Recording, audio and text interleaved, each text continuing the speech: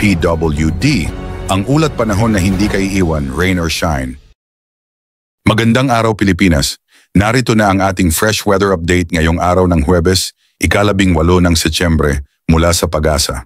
Dalawang tropical depression ang sabay na binabantayan ngayon sa ating bansa, si Bagyong Mirasol at si Bagyong Nando.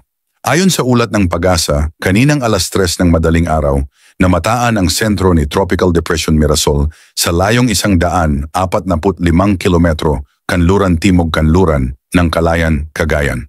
Taglay nito ang lakas ng hanging aabot sa 55 kilometro kada oras malapit sa sentro at pagbugso na umaabot hanggang 70 kilometro kada oras.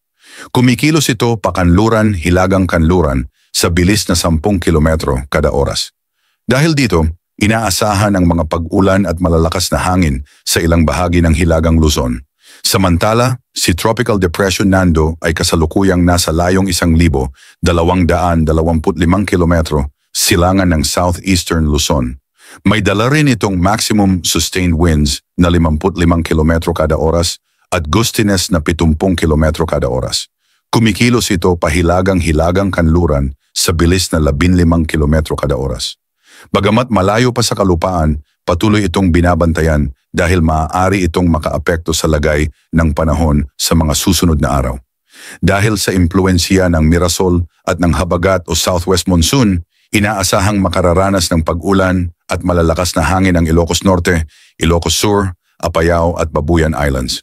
Posibleng magdulot ito ng pagbaha at pagguho ng lupa lalo na sa mga mabababa at bulubunduking lugar.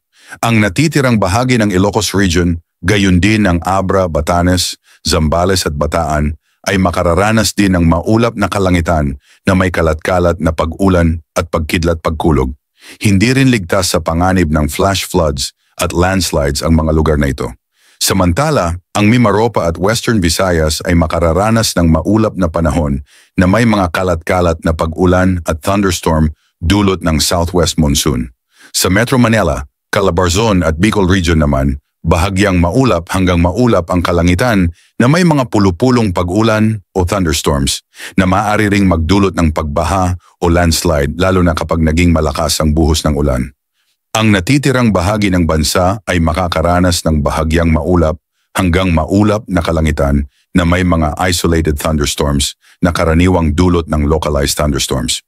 Sa lagay ng hangin at karagatan, sa silangang bahagi ng Southern Luzon at Visayas, moderate to strong ang hangin mula southwest hanggang southeast.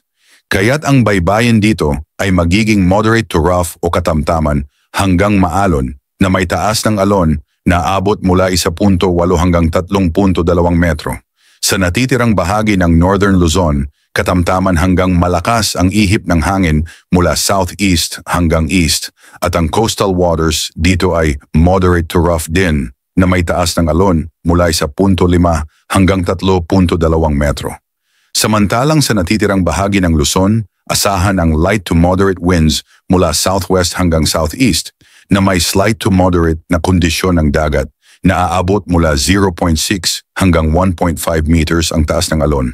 Sa nalalabing bahagi ng bansa, kabilang ang Mindanao, mararanasan ang light to moderate na hangin mula southwest hanggang south at slight to moderate pa rin ang coastal waters na may alon na 0.6 hanggang 1.5 meters.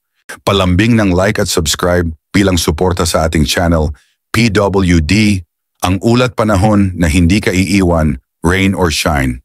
Ingat Pilipinas!